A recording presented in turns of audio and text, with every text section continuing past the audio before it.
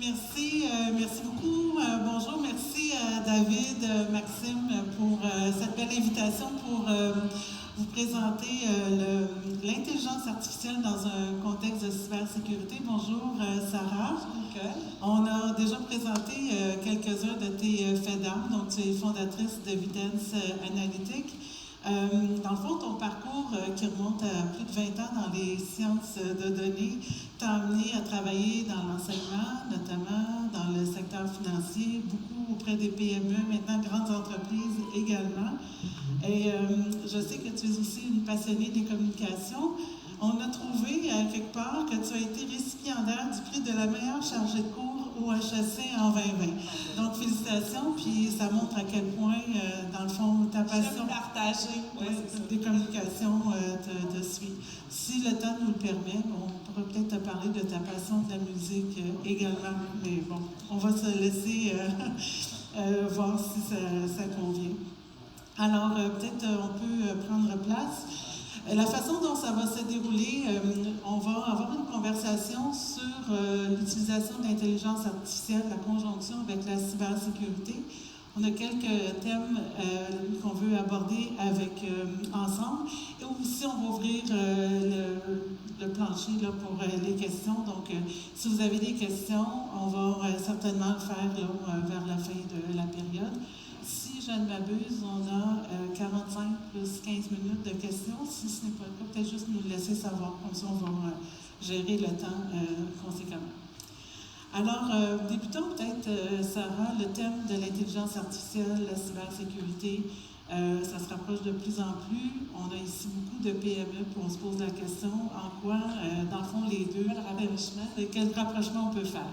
Oui, exactement. Mais en fait, tu sais, quand il y a des nouvelles thématiques puis des nouveaux domaines d'application qui naissent, souvent on a tendance à avoir des silos parce qu'il faut que le domaine gagne en maturité, mais de plus en plus, là, le lien entre les données, l'intelligence artificielle, la cybersécurité, bien, il est très clair. Hein, parce que, en fait, la cybersécurité, bien, en fait, c'est une série de traces, c'est des traces numériques qui sont partout, puis ces traces-là, ben, en fait, elles sont, c'est des données. Donc, tout ce qu'on a comme outil, là, je dirais, en termes de valorisation des données et d'intelligence artificielle, ça peut être, en fait, ça doit être mobilisé là, au service de la cybersécurité.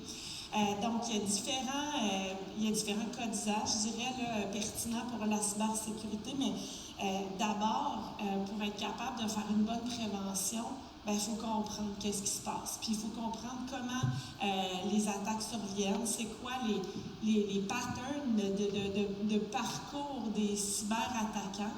Et tout ça, bien, on peut le découvrir à l'aide des approches d'apprentissage automatique ou d'apprentissage profond qui existent en intelligence artificielle. Donc, c'est vraiment comme d'abord, je pense, l'analyse de toutes ces traces-là pour être en mesure de comprendre qu'est-ce qui amène à je ne veux pas dire une attaque réussie, ça serait mal avisé, mais en fait, une attaque là, qui est faite en entreprise. Fait que ça c'est comme la base. Là. Ensuite, une fois qu'on comprend bien, qu'on sait qu'est-ce qui amène à ça, bien là, on est plus en mesure d'être proactif, d'anticiper. Puis là, c'est là que les mêmes approches d'intelligence artificielle, d'apprentissage automatique, permettent de faire du prédictif. Donc, si possible, si on est capable de prédire quand est-ce qu'il va y avoir une attaque, par qui, comment, on risque de mieux l'éviter. Donc, c'est quand même deux éléments super importants. Puis j'en ai peut-être un troisième aussi, c'est que en fait, vous le savez tous, je pense que c'est beaucoup plus votre domaine encore que le mien, mais c'est vraiment souvent de l'erreur humaine puis de la négligence humaine qui amène à des failles de sécurité. En fait, sur tout le coaching puis je dirais la prévention, c'est-à-dire qu'on peut réaliser toutes sortes d'activités avec des employés dans les entreprises pour les sensibiliser à la cybersécurité. Puis là encore, l'exploitation de la donnée, l'intelligence artificielle permet de détecter sont où les vulnérabilités des gens puis d'être proactif, puis d'être capable de faire des recommandations d'apprentissage, de nouveaux apprentissages, puis de soumettre des nouvelles, par exemple, nouveaux cas tests pertinents selon les faiblesses des gens dans les entreprises. Fait que, c'est quand même trois belles applications pour le domaine de la cybersécurité. On parle souvent de l'intelligence artificielle, puis beaucoup on parle de la recherche et tout ça, mais est-ce qu'il y en a des cas en application, puis quels pourraient être des cas de figure? Il y en a, mais c'est quand même récent. Hein? L'utilisation de l'intelligence artificielle en cybersécurité, ça date pas de... probablement qu'il y en avait qui en faisaient un petit peu là, il y a 15 ans, mais je dirais que ces préoccupations-là, sont là ces années-ci. Puis moi, ce que j'ai vu là, dans des cas réels implantés, c'est beaucoup dans le bancaire puis les assurances. Même ce qui est fascinant, c'est que même des compétiteurs, là, je peux penser à 2 banques qui sont habituellement en compétition, mais maintenant vont s'allier, par exemple, dans le cadre d'une chaire de recherche, avec un centre de recherche, pour mettre en commun leurs ressources puis les mobiliser au bénéfice de la cybersécurité, ce qu'on ne voit pas nécessairement en marketing, ou, parce qu'il y a une question de secret commercial, mais là, en fait, c'est que toutes les industries n'ont pas intérêt à ce qu'il y ait des incidents de cybersécurité. Fait que vraiment, on voit des alliances, c'est vraiment intéressant. Mm-hmm. Excellent. Dans le fond, quand on parle des risques là, qui touchent les données, là, quels pourraient être les cas de données qui sont à risque? Oui, mais dans le cas d'un incident au niveau de la sécurité informatique, en fait, ce qu'il faut surveiller beaucoup, c'est des fuites de données personnelles, des fuites de données confidentielles. Donc, puis il y en a eu malheureusement au Québec, là, plusieurs cas. Il y en a un qu'on a tous en tête, que je ne mentionnerai pas parce que c'est mon ancien employeur. Mais il y en a eu plusieurs cas, puis c'est super malheureux. Donc, c'est sûr que d'avoir une bonne protection des renseignements personnels en amont, c'est une belle, c'est de la prévention, parce qu'en cas d'incident, on ne veut surtout pas que des données sur nos clients, sur nos employés, sur les consommateurs, mais fuitent puis soient disponibles dans le dark web. Donc, je dirais que ça, c'est le premier point, c'est de bien gérer les renseignements personnels. Puis là, c'est facile pour moi de faire un lien avec ce qu'on appelle la loi 25, là, le projet de loi 64 de notre appellation, qui est la loi sur la protection des renseignements personnels. Mais en fait, les exigences de la loi aident aussi du point de vue de la cybersécurité. Là.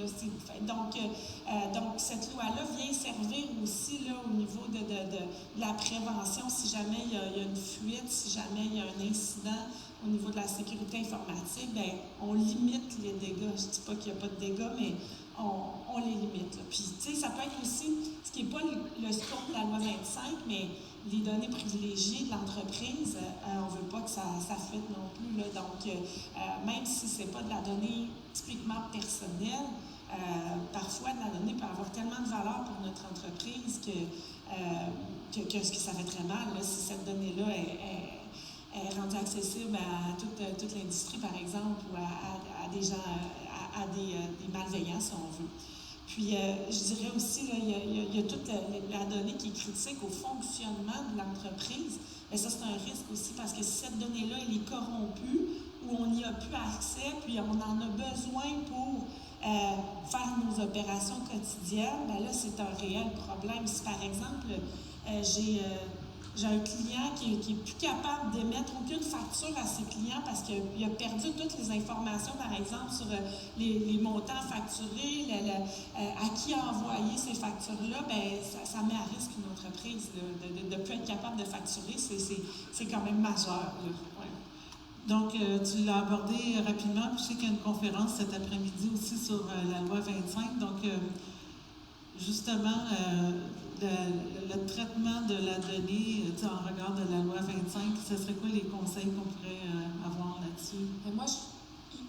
Pour moi, là, il y a d'abord toute la gestion du cycle de vie de la donnée qui est requis par la loi. Là. Donc, tu sais, c'est drôle parce que moi, je suis scientifique des données depuis longtemps. Puis, quand j'étais en début de carrière dans le secteur bancaire, en fait, j'étais dans l'école de plus il y a de données, mieux c'est, puis pourquoi vous ne me donnez pas accès, puis tu sais, c'était tout le temps le plus c'est mieux, parce que ben, c'est passionnant pour un scientifique de données d'avoir le plus de données possible avec des historiques de 10, 15 ans, 20 ans de données, par exemple, sur les clients ou sur les activités de l'entreprise. Mais en fait, j'ai changé d'idée. Plus que les années ont passé, plus que, en fait, c'est d'avoir une bonne gestion du risque. Puis en fait, des fois, beaucoup de données, c'est trop. Pas de point de vue algorithmique, parce qu'on est toujours très heureux, les scientifiques des données, car il y en a beaucoup, mais en fait, c'est une question de gestion de risque et de retour sur investissement. Est-ce que j'ai vraiment un bénéfice d'utiliser trop de données, trop précises sur des clients, par exemple? Est-ce que ça apporte tant plus que ça là, à ma solution analytique ou ma solution d'intelligence artificielle pour que vraiment ça vaille la peine que je prenne ce risque-là d'avoir, par exemple, 15 ans d'historique sur des personnes, sur leur consommation, sur des employés. Sur des employés. Donc, c'est de se poser cette question-là maintenant. Puis moi, je suis vraiment plus maintenant de l'école de dire, bien, faisons une bonne stratégie de données, ayons une bonne gouvernance au niveau de nos données et choisissons quelle donnée a de la valeur, puis soyons conscients de la valeur qu'elle apporte à nos opérations, ou à nos activités ou à nos solutions. Puis, dans le fond, c'est vraiment un choix réfléchi. Puis, la loi 25, ce qu'elle demande, c'est que maintenant, on fasse vraiment une bonne gestion de ce cycle de vie de la donnée. C'est-à-dire qu'il y a un moment où la donnée, elle est plus nécessaire, puis on se doit de la détruire, ce qu'on ne faisait pas vraiment dans les organisations auparavant. Fait que maintenant, c'est d'amener comme cette gestion-là, de dire, la donnée, un jour, soit qu'elle va disparaître complètement dans des activités de mon entreprise, ça va être après 4 ans, après 5 ans, etc., ou bien qu'elle a tellement de valeur pour mon entreprise que ça vaut la peine que je mette des efforts pour l'anonymiser, enlever puis c'est difficile d'anonymiser des données, hein, c'est pas juste d'enlever des renseignements personnels dans des colonnes, là, c'est pas juste de supprimer des colonnes, en fait, c'est de s'assurer qu'on n'est plus en mesure de refaire un lien avec une personne. Donc, pour moi, là, toute cette gestion du cycle de vie de la donnée, maintenant, c'est quand même critique. Donc, pour moi, c'est comme le point majeur, là, le cycle de vie de la donnée. Ensuite de ça, c'est sûr que de bien protéger nos systèmes d'information, de s'assurer que les technologies sont bien sécuritaires, de s'assurer que la donnée qui est à l'intérieur de ces systèmes d'information-là, elle est bien gouvernée. Donc, s'assurer qu'on connaît bien les bases de données. Combien de bases de données j'ai vu chez des gros clients, là, vraiment des gros qui n'ont aucune documentation, on ne sait même pas quel champ il y a dans ces bases de données-là. Est-ce que cette donnée-là elle est utilisée ou pas? On ne le sait pas. Fait que toute la notion de recensement et de documentation de ces systèmes d'information-là, c'est majeur. Et l'industrie, là, pour certaines grandes entreprises, ce n'est pas juste un projet d'1 an de documenter ces systèmes d'information. Ça peut être sur plusieurs années. Puis je pense que la loi 25, je pense que si on démontre qu'on est vraiment en bon processus là, pour faire cette espèce de recensement-là, puis d'identifier où sont nos renseignements personnels, on est déjà quand même sur la bonne voie. Sarah, tu évolues dans le domaine des scientifiques de la donnée depuis un bon moment, on l'a mentionné, donc on sait qu'il y a des projets d'intelligence artificielle dans beaucoup de secteurs d'activité, dans le domaine de la santé, dans le domaine de l'imagerie et tout ça. Tu dirais, toi, pour les spécialistes comme toi, des scientifiques de la donnée, quelle composante ou quel défi ça entraîne la cybersécurité? Oui, en fait, il y en a plusieurs. En fait, c'est un beau terrain de jeu pour des scientifiques de données ou des spécialistes d'intelligence artificielle parce qu'en fait, il y a toutes sortes de défis. Premièrement, la donnée n'est pas nécessairement structurée comme on s'attend de l'avoir pour une manipulation plus aisée. On n'a qu'à penser à des logs, par exemple, de systèmes informatiques, où est-ce que la donnée, elle est partiellement structurée, non structurée du point de vue vraiment de qu'est-ce que, par exemple, un algorithme a besoin que je fasse ingérer là, comme données. Bien, il y a beaucoup de travail de préparation de ces données-là en amont qui est requise pour vraiment aller tirer de la valeur. Parce qu'en fait, c'est drôle parce que, tu sais, moi, ça fait presque 20 ans que je suis dans le domaine de la donnée, mais il y a 20 ans, c'est sûr qu'on ne parlait pas d'intelligence artificielle. Par contre, on parlait de statistiques, on parlait de modèles prédictifs, qui sont finalement des outils de la grande famille d'intelligence artificielle, entre autres. Mais en fait, puis c'est tout récent qu'on parle d'intelligence artificielle, mais oui, il y a de la nouveauté parce qu'il y a des capacités logicielles puis des nouvelles technologies qui nous permettent d'être vraiment plus efficaces dans nos solutions algorithmiques, tout ça, puis notamment pour la gestion du temps réel, mais il reste que c'est pas de la magie. En fait, tout le volet préparation des données, bien, il est critique pour avoir des solutions pertinentes d'intelligence artificielle. Fait que je dirais, ça, c'est un bon défi, là, toute la préparation de la donnée. Aussi, pour être vraiment en mesure de bien détecter là, des patterns, ce qui est difficile, c'est que, je vais parler du point de vue du scientifique des données, mais ce qui est difficile, c'est que les événements de cybersécurité, des incidents, ce sont des événements rares. Puis, en sciences des données, c'est une complexité en soi. Le fait de vouloir prédire des événements rares, ça, c'est compliqué. Donc, ça aussi, c'est un des défis. Je dirais aussi, si on veut avoir des modèles performants qui vont bien prédire, comme par exemple le prochain risque, ou identifier des bons patterns, bien, on va avoir besoin de données de sources multiples. Ça aussi, c'est quand même un bon défi, là, à parier toutes ces données-là.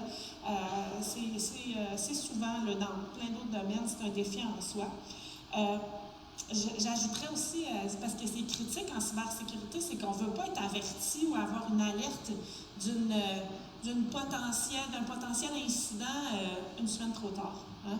Donc, la notion d'avoir l'alerte au bon moment, là, comme c'est ça, d'avoir la donnée au bon moment, l'information au bon moment, bien, ça nécessite quand même des solutions qui se rapprochent beaucoup plus du temps réel. Puis la gestion du temps réel en intelligence artificielle, là, c'est aussi une complexité. Ça demande comme des technologies pour supporter ça, des capacités logicielles pour supporter ça quand même plus grandes. Fait que ça serait un autre point. J'en ai d'autres si vous n'êtes pas tannés.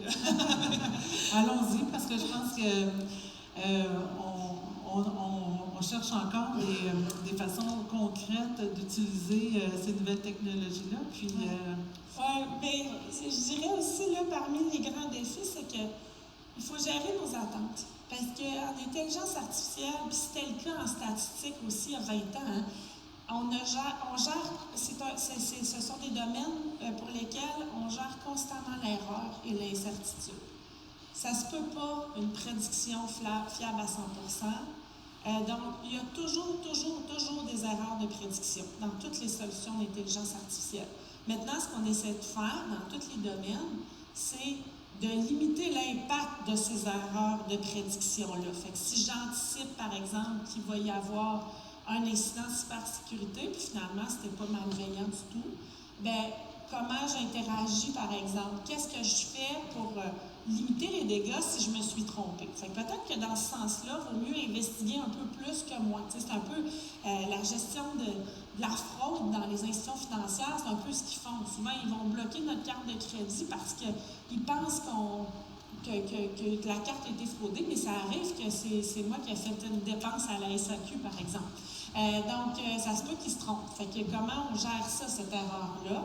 Mais l'erreur, elle est pire dans l'autre sens. C'est quoi l'impact de ne pas détecter? Dans le fond, mon modèle d'intelligence artificielle, ma solution, ne m'a pas mentionné que c'était un risque élevé d'incident, puis l'incident survient quand même. Bien là, ça, c'est bien plus grave, surtout si, par exemple, j'ai une solution que je commercialise pour mes clients, qui est pour éviter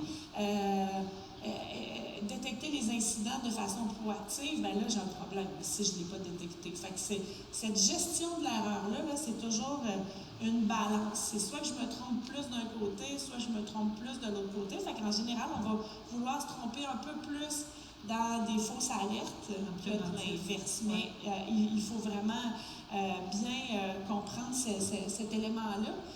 Mais sachez qu'il y a toujours des erreurs dans les solutions d'intelligence artificielle. Fait qu'il faut vraiment gérer nos attentes. Puis moi, je suis de l'école où est-ce que j'aime bien l'appui à l'humain, puis l'appui à la tâche par l'intelligence artificielle, que de se lancer dans des automatisations complètes sans personne pour intervenir à n'importe quelle étape.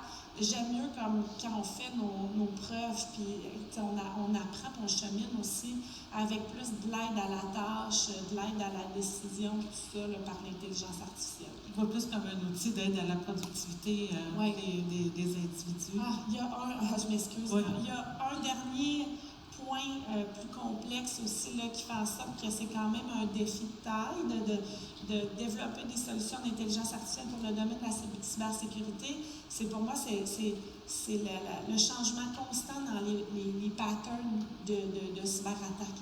Comme c'est des événements rares, bien déjà qu'on n'a pas beaucoup de données pour apprendre comment ils procèdent, bien, c'est peut-être pas si rare que ça, mais du point de vue statistique, c'est rare. Comme c'est des événements rares, on a peu d'exemples, fait qu'on apprend avec ce qu'on a, puis comme ils raffinent sans cesse leurs approches, bien, c'est un défi supplémentaire de détecter ça, ces anomalies-là. Puis souvent, on va utiliser comme des approches qu'on appelle non supervisées, c'est-à-dire que c'est plus exploratoire, fait que ça prend quand même de bonnes capacités d'analyse pour dire « OK, mais ça, je pense que c'est vraiment un potentiel à investiguer, là, ce genre de pattern-là, mais il faut garder tout le temps en tête qu'il va changer constamment, ce pattern-là. » Fait que ça aussi, c'est difficile parce que l'intelligence artificielle, c'est qu'on se sert du passé pour mieux prédire le futur. Mais si le passé n'arrête pas de changer, ben c'est vraiment un élément de complexité. Ouais. Je vois. Il y a beaucoup de PME dans cette salle-ci. Ceux qui étaient là l'an passé aussi, vous vous souviendrez, on avait eu le témoignage d'une entreprise qui avait subi une cyberattaque. Alors, on se pose un peu la question, par quoi pourrait débuter une PME, donc ils ont peut-être un département informatique, certes, mais comment on pourrait débuter, puis c'est quoi les premiers pas là-dedans? Oui, puis je peux parler en connaissance de cause, parce que je suis moi-même dirigeante d'une PME, puis on est 40, là, on n'est pas 300, puis on est à risque aussi, même si on est peut-être c'est sûr qu'on est avisé au niveau des données, mais on est à risque aussi quand même. Pour moi, c'est d'abord d'avoir une conscience de où sont nos données dans l'entreprise. Puis surtout les données personnelles. Fait que moi, c'est ça que je parle du point de vue données, là, qui est mon métier, mais les données personnelles, là, c'est où que j'en ai dans par exemple, mon environnement de travail pour ma compagnie, les données de ressources humaines, les CV, ça peut être de façon non structurée, là, des PDF, hein, ça contient des données beaucoup, des vidéos, des photos, donc c'est vraiment d'avoir une bonne vue d'ensemble et de dire, OK, bien ça, j'en ai là de la donnée personnelle, j'en ai à cet emplacement-là, qui a accès à ça? Est-ce qu'il y a trop de gens dans l'entreprise qui ont accès à ça? Est-ce qu'ils ont besoin d'avoir accès à ça? Fait que, vraiment la gestion des accès au bon niveau, à la bonne personne, tout ça, c'est quand même critique.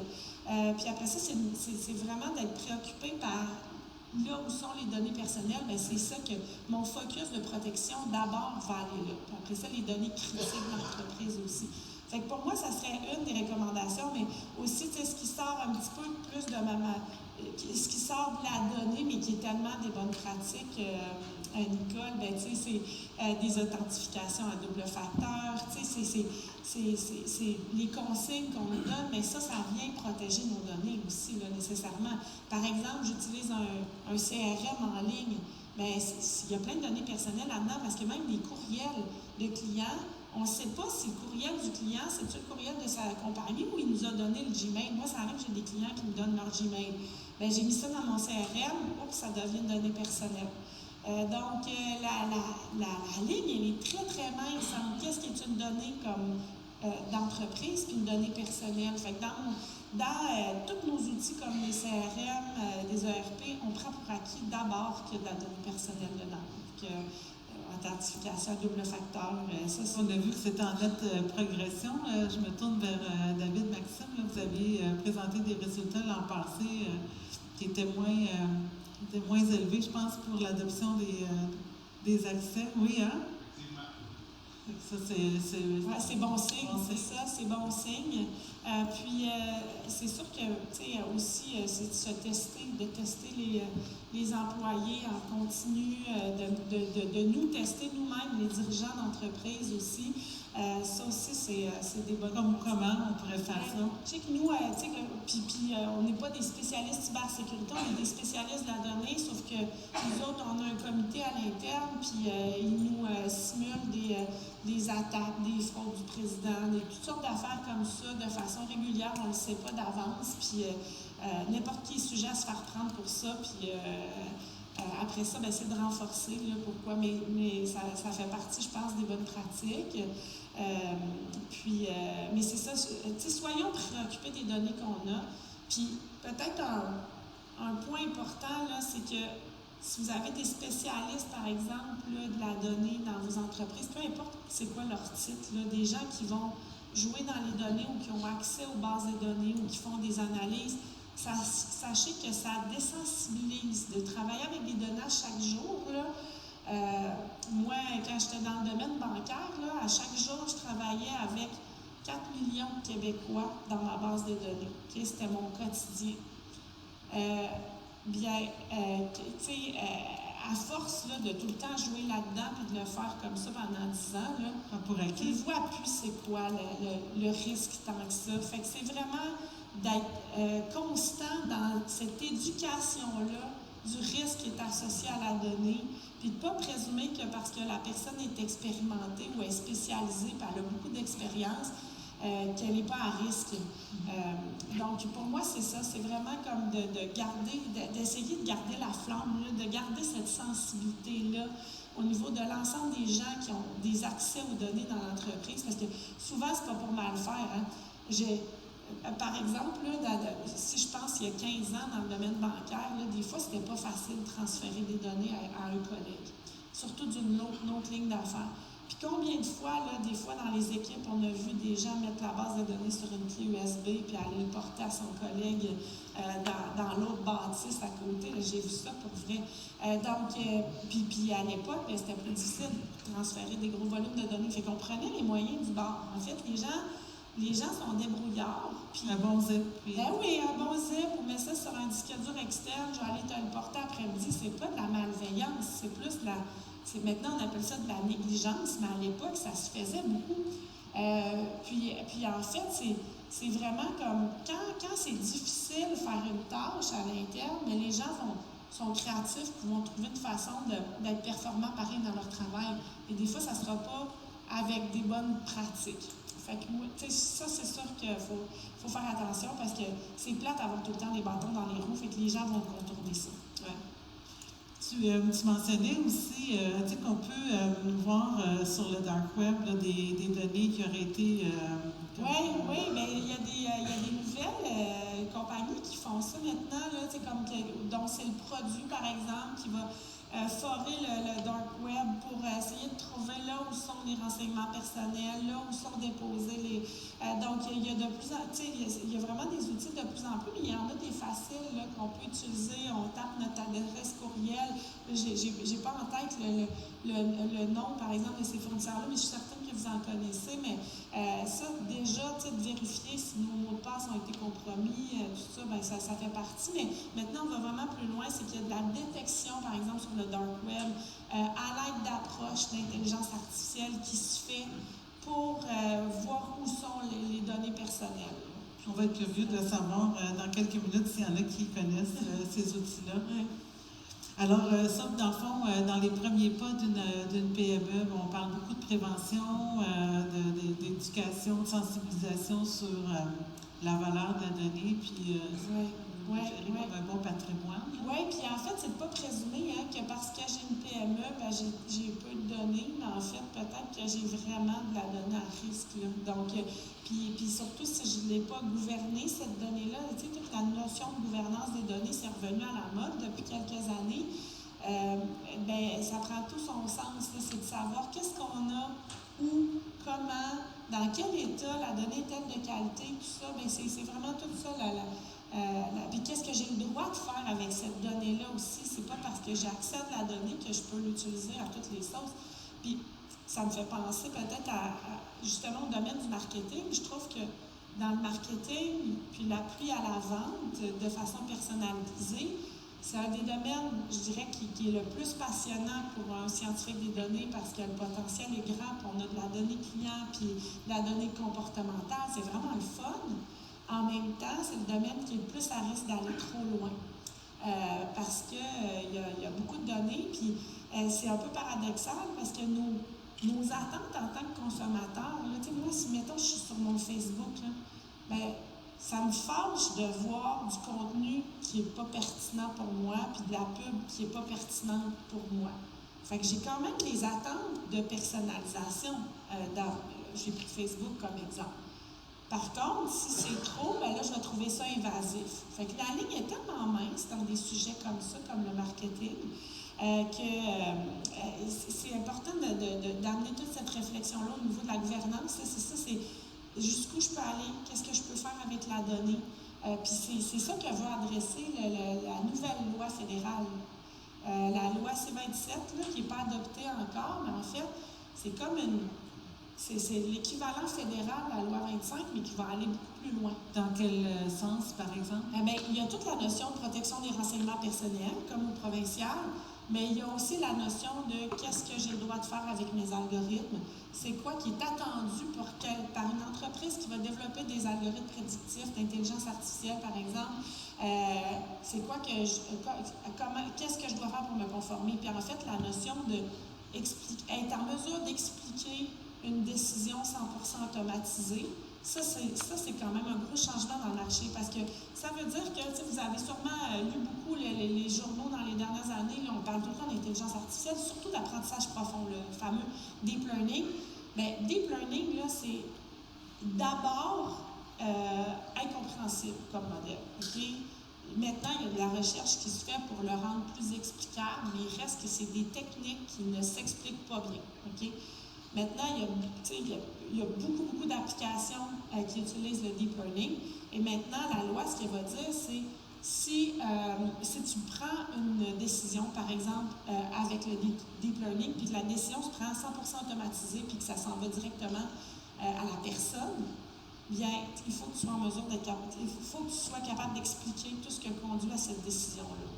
C'est un exemple, par exemple, d'application deep learning qui pourrait être faite à... En fait, j'ai un exemple qui est facile à comprendre parce que tout le monde, je pense, demande un jour ou l'autre un crédit à la banque. Okay? Donc, si j'ai besoin d'avoir une carte de crédit ou un prêt personnel, ben, en fait, depuis très longtemps, on utilise pour la gestion du risque de crédit, donc savoir si c'est une bonne idée que je prête à Nicole aujourd'hui pour qu'elle s'achète une auto. Depuis longtemps, on utilise des modèles prédictifs, donc l'apprentissage automatique, pour déterminer, Nicole, est-ce que d'ici 1 an ou d'ici 30 jours, est-ce que tu vas faire défaut de paiement et que j'aurais peut-être pas dû te prêter aujourd'hui? Okay? Ça, c'est vraiment, c'est un des cas d'application les plus matures, je trouve, en approche prédictive puis en apprentissage automatique. Okay? Pourquoi? Parce que ce que les banques pouvaient sauver en temps humain. En temps humain, mais aussi en précision, puis pour avoir une meilleure gestion de risque, c'est énorme le bénéfice. Là, quand je choisis de ne pas prêter parce qu'il y a un risque, ben, c'est une perte future que je n'ai pas. Donc, ça, c'est un domaine qui est très mature. Maintenant, c'est un domaine qui est régi beaucoup par la réglementation, dont l'AMF, l'autorité des marchés financiers. Et, dans le fond, depuis longtemps, ce domaine-là n'est pas en mesure d'utiliser de l'apprentissage profond, exclusivement, pour faire ses prédictions parce qu'il y a une réglementation au niveau de l'explicabilité à 100% de ce qui a conduit à une décision. Si je ne t'accorde pas ta carte de crédit, je suis obligée, si je suis une banque, d'être capable de justifier 100% de ma décision. Ça revient à la loi canadienne. Dans le fond, cette réglementation-là qui existe depuis longtemps dans le domaine financier, bien, va s'étendre à tout ce qui est en lien avec la décision automatisée envers des personnes. Okay? Donc, ça ne veut pas dire que je n'ai plus le droit d'utiliser d'apprentissage profond en intelligence artificielle, mais ça veut dire que si j'en utilise exclusivement et que je ne suis pas en mesure d'avoir une explicabilité complète, bien, ça veut dire que ça prend un humain pour donner le go ou porter l'action, par exemple. Fait qu'il y a ça quand même qui est majeur. Puis il y a aussi toute la notion du biais algorithmique. Tantôt, j'ai parlé qu'en intelligence artificielle, on gère tout le temps l'erreur, mais en fait, on gère tout le temps le biais aussi.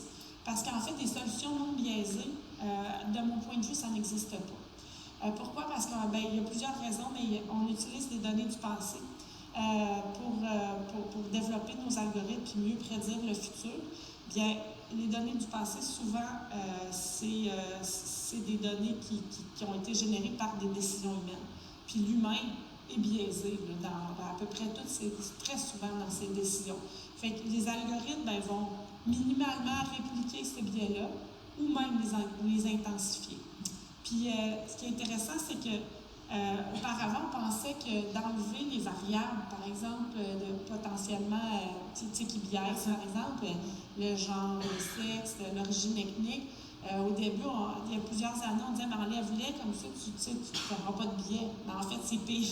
C'est pire, en fait, parce que c'est comme si on fait l'autruche, on se cache la tête dans le sable, puis on ne le voit pas qu'il y a un biais. Fait que maintenant, pas dans 100% des cas, mais dans une majorité de cas, on est mieux de garder tout ce qui est potentiellement qui va générer des biais pour être capable d'ajuster a posteriori, d'analyser c'est quoi l'ampleur du biais. Mais cette loi-là, elle va demander vraiment à ce qu'on fasse nos devoirs. Puis ça, pour moi, c'est positif, cette réglementation-là, parce que peut-être qu'il y en a quelques-uns qui ont été un peu inquiets avec la sortie de ChatGPT, mais pas tant de ChatGPT, mais plus comme la course contre au niveau des autres compétiteurs de Microsoft, là, Google, tout le monde a sorti ses propres engins de génération de langage, puis le risque là-dedans, pour moi, c'est parce que comme c'est une course, bien, ils vont lancer des choses qui ne sont pas testées suffisamment, pas matures, pas prêtes.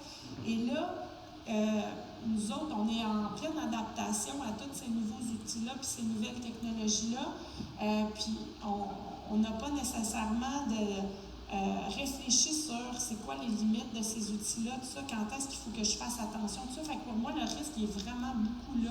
C'est qu'est-ce qui est bien de faire avec ces outils-là, puis c'est où les limites, puis c'est où que je dois porter attention. J'ai divergé un petit peu, on n'est plus tant sur la cybersécurité, mais ça reste quand même très important parce que c'est toute la notion de données sur des personnes puis des décisions qui vont être prises. Fait que la loi C-27, dans le fond, c'est quand même urgent qu'elle soit adoptée parce que c'est un peu n'importe quoi là, maintenant. C'est comme si on fait confiance à toute l'industrie en disant qu'ils vont tous bien faire les choses puis ils vont utiliser l'IA de bonne façon. D'ailleurs, dans l'actualité, on le voit beaucoup, là, tout le mouvement, là, je pense, qui est mené par Joshua Bengio et d'autres. D'ailleurs, moi, j'étais signataire de ça, mais oui, ça passait dans les journaux là, il y a quelques semaines. Dans le fond, c'était pour presser le gouvernement à déposer une loi puis l'adopter sur l'intelligence artificielle parce qu'il y a vraiment une accélération. Ouais. Puis c'est sûr que ça va toucher tout ce qui est cybersécurité, parce que cybersécurité, je l'ai dit au début, c'est d'abord des traces qui sont laissées dans le numérique, donc de la donnée tout le temps. Sur ça, peut-être qu'on peut se tourner vers la fin. Moi, j'ai une question pour vous. Quand on parlait un peu plus tôt, justement, d'outils pour le Dark Web, est-ce qu'il y en a qui les ont déjà utilisés, les outils d'intelligence artificielle? On a quelqu'un qui lève la main ici.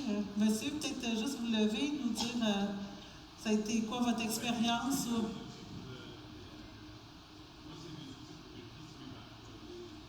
Oui, si vous avez été la donnée corrompue. Oui.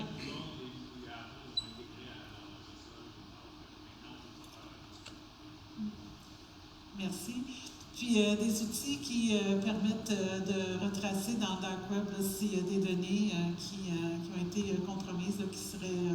oui, on a quelqu'un, peut-être que vous l'avez, monsieur? Oui, super, on a un micro en plus.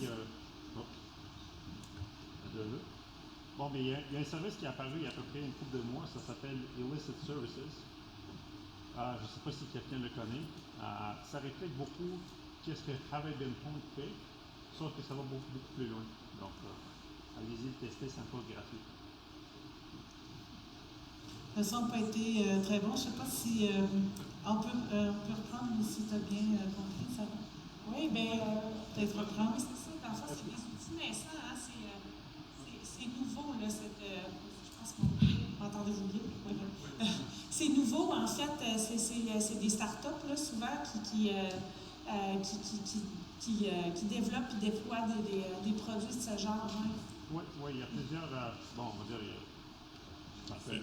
Bon, mais il y a plusieurs milliards de données d'informations à l'intérieur. Ça s'appelle Illicit Point Services. Très puissant.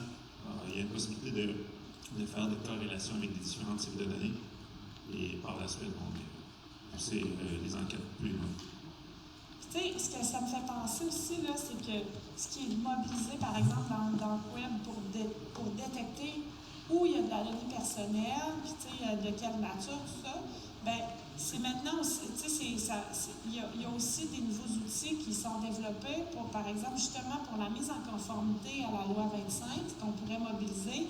Par exemple, s'il y a énormément de bases de données dans l'entreprise, si l'ampleur de la tâche est énorme, bien, on peut développer des outils qui vont essayer de détecter où sont les renseignements personnels. Puis je dirais le bout le plus facile, c'est dans des bases de données structurées, documentées. Après ça, bien, on a des bases de données non documentées. Après ça, on a de la donnée, par exemple, dans des dépôts où est-ce qu'il y a toutes sortes de choses, des documents PDF, des photos, des vidéos, tout ça. Là, ça devient difficile de détecter où sont les renseignements personnels. Ça devient vraiment un défi. Là. Donc, il y a toutes sortes d'outils là, maintenant qu'on peut mobiliser ou qu'on peut développer pour faire comme un scan, si on veut, de l'entreprise là, pour voir où sont les données personnelles. Super, merci. Donc, je me tourne vers vous. Est-ce que quelqu'un a une question pour Sarah? Le micro, je pense, va se rendre à vous. Bonjour. Bonjour Sarah, bonjour Nicole. Merci pour l'intervention. En passant, c'était super. Ah, ok, je te reconnais. Question par rapport aux nouveaux services qui s'en viennent. On parlait tantôt de Microsoft. Moi, je sais que pour cybersécurité, entre autres, il y a Copilot for Security qui s'en vient. Tu parlais tantôt que les signaux au niveau de l'intelligence artificielle sont quand même assez faibles. Je sais que chez Microsoft, c'est 63 trillions de signaux par jour qu'ils traitent. Oui. C'est quand même assez impressionnant. Mais j'aimerais savoir ton opinion par rapport à toute la vague de copilotes qui s'en viennent, entre autres au niveau de la cybersécurité, pour venir accélérer tout ce qui est recherche, tout ce qui est chasse. As-tu un point de vue là-dessus? Oui, bien, moi, je suis toujours positive. Quand il y a des nouveaux outils, des nouvelles solutions qui sont proposées par souvent des grands fournisseurs cloud, c'est eux qui ont beaucoup de marché, mais il y a aussi des beaux outils qui vont être plus spécialisés, souvent développés par des PME. Fait que pour moi, c'est une question de complémentarité. Fait que souvent, les grands fournisseurs cloud, exemple Microsoft, Google, AWS, vont déployer rapidement. Ils vont être parmi les premiers à proposer une solution. IBM le fait aussi. Moi, je trouve que ça nous avance. Fait que des fois, puis leur avantage, comme tu dis, c'est qu'ils ont tellement de données que c'est un avantage là, pour développer ce genre de solution-là. Mais fait que ça fournit de très bonnes solutions génériques qui vont vraiment avoir un impact rapide dans les entreprises. Fait que moi, je suis en général très positive par rapport à ça. Maintenant, chaque entreprise a ses particularités, son contexte qui est différent. Fait que quand on veut aller plus loin, je trouve que c'est un accélérateur, puis quand on veut aller plus loin après, là, on peut faire un petit peu plus de spécialisé, plus de sur-mesure, mais bâtir parfois sur ces gros outils-là, ben c'est sûr que ça nous amène plus loin, plus vite. Fait que oui, tout à fait. Puis c'est un peu, tu sais, moi, ChatGPT, j'étais super heureuse aussi là, que ça sorte, ça, parce que ça démocratise. Il y a vraiment beaucoup d'avantages. Oui, il y a des inconvénients puis il y a des risques, mais dans le fond, ça nous fait évoluer, puis ça nous amène d'autres outils. Fait que pour moi, ces nouveaux lancements-là, c'est toujours positif, mais il faut gérer nos attentes, encore une fois, puis c'est une notion de bonne gestion de risque. Est-ce que cet outil-là, générique, répond bien à mon besoin, puis permet de limiter le risque au maximum, ou bien j'aurais besoin d'ajouter une couche de plus? Pour moi, c'est ça. Dans l'intérêt du temps, je vois notre maître de cérémonie se rapprocher. Peut-être une dernière question de la salle, mais tu es ici après la conférence aussi. J'ai mon enregistrement de podcast juste après, fait que les gens ne me trouveront pas. On va te croiser dans le corridor sinon. Donc, une autre question pour Sarah. Ici, pardon, je ne voyais pas, monsieur. Oui, donc je ne sais pas si le micro peut être parachuté. Peut-être que vous levez, monsieur, qu'on puisse vous apporter un micro. Le son va être meilleur. Il ne sera pas parachuté, mais il va être livré, d'après ce que je comprends. C'est drôle, pour aller porter le micro. Oui. Peut-être mettre le micro près de votre bouche pour qu'on vous entende bien. Ma question. Oui? Par rapport à la loi C-27, loi 25, quelle est votre compréhension de l'application de la force? Je m'explique. Une loi, on l'explique, on la répète. Après ça, il faut avoir un droit de levier pour forcer l'application. Oui. Quelle est la force d'application en termes de pénalité selon votre compréhension? Est-ce que c'est déjà défini? Sinon, on ne donne pas de levier sur ce que vous avez à Je vais vous parler de ma perspective personnelle, là, puis il y a d'autres personnes dans mon équipe qui sont plus spécialistes que ça de la mise en conformité à la loi, surtout la loi 25, parce que c'est celle qui est en application actuellement, mais il y avait une échéance à l'automne dernier là, qui était de nommer un responsable de la protection des renseignements personnels. Ça, c'était quand même facile à faire pour les entreprises. Maintenant, la prochaine échéance est quand même plus costaud. Donc, ça demande de mettre en place des registres d'incidents. Bon, il y a toutes sortes de choses qui sont requises. Moi, je pense que si une entreprise, parce que les PME, on le sait, on n'a pas tout le temps les capacités de mettre tout notre focus sur cette mise en conformité-là, et c'est prenant, tu sais, c'est difficile.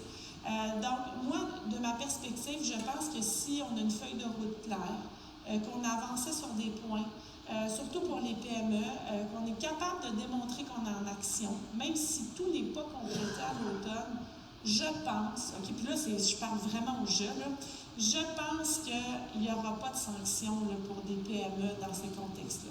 Par contre, c'est la grande entreprise qui est vraiment dans la ligne de mire actuellement, puis je sais déjà, j'ai plusieurs de mes clients qui ne seront pas capables d'être 100% conformes à l'automne. Fait qu'eux autres, ils travaillent fort pour démontrer qu'ils sont vraiment beaucoup en action et qu'ils ont tout fait dans leur possible. Mais c'est pas clair comment ça sera appliqué, surtout à la prochaine échéance. Fait que c'est pour ça que moi, je pense que c'est vraiment d'être capable de démontrer qu'on a posé action et qu'on est en processus. Pour la loi C-27 fédérale, il y a beaucoup d'éléments de zones grises dans le projet de loi actuel. Là, beaucoup,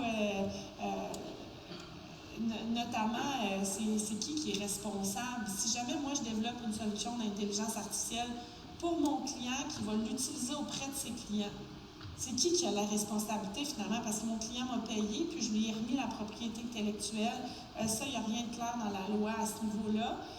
Je pense que ça va être une belle opportunité pour les bureaux d'avocats parce que tous les différents membres d'un écosystème ou les entreprises vont toutes vouloir se protéger mutuellement par rapport à ça. Fait à mon avis, ça va engendrer beaucoup de procédures légales. Oui. On a une thématique prévue pour l'an prochain, je pense, pour l'équipe d'IT-Sec. Alors sur ça, un gros merci Sarah, merci à vous d'avoir participé.